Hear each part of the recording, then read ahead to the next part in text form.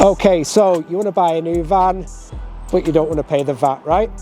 Now this is something that we get a lot. Can you knock the VAT off for cash? Can you do anything about the VAT? So today I'm going to explain all about VAT in commercial vehicles.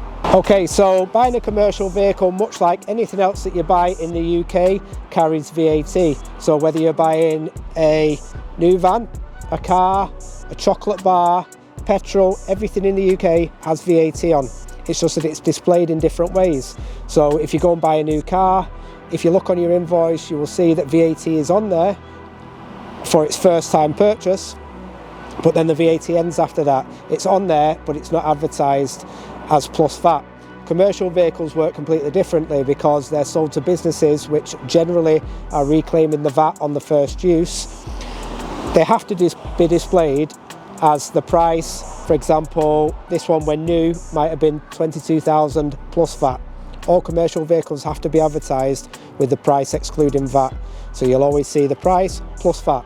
It's not the same on a car, that will be built into the price. And the same with anything else, like I mentioned, chocolate bar, anything else that you're buying, you don't actually know about the VAT element, but it is in there. But commercial vehicles, always plus VAT. So you're wondering, why do some second-hand vans have VAT and some don't?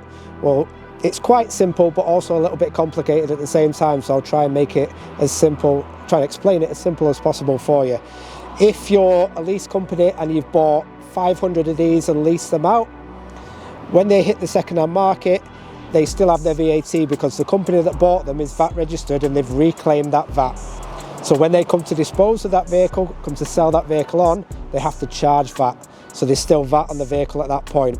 If at that point, Joe Bloggs comes along who isn't VAT registered and buys the vehicle, the VAT ends. So when he comes to sell that vehicle, he hasn't reclaimed VAT, so he can't charge VAT because he isn't VAT registered. So then the vehicle has no VAT on it. Okay, so you're thinking that this vehicle now with no VAT on is going to be cheaper than one with VAT, yeah? Not correct. So let me explain it for you. We sold this 12 months ago for 15,000 plus VAT. So 18,000 in total.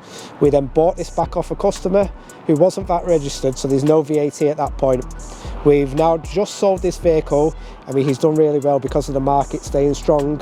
We actually bought it back off him for pretty much the same as what he paid for it.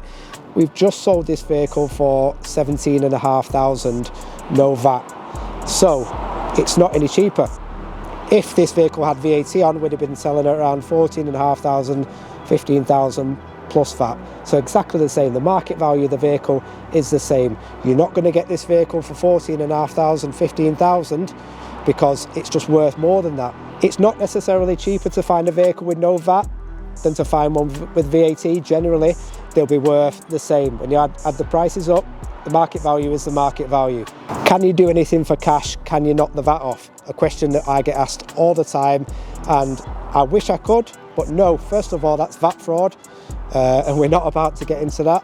And second of all, we would actually lose money if we did that. We've paid VAT on the vehicle, so if we didn't charge it, we would lose money. Okay, so it's also worth bearing in mind that if you are a business and you're either under the VAT threshold consistently or you're growing your business, especially if you're growing your business, it's worth bearing in mind that if you buy a vehicle with VAT, you can still reclaim that VAT back after 3 years. So if you go VAT registered in 3 years' time, you can then still put that vehicle through, and at that point you'll get the VAT back.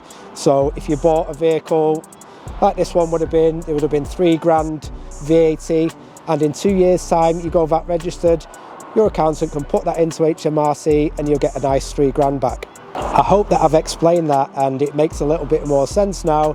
If you've got any questions around VAT status of a vehicle, or whether you should buy one with VAT or without VAT, and I haven't explained it clear enough, feel free to give us a call and we'll explain it, run through some options with you.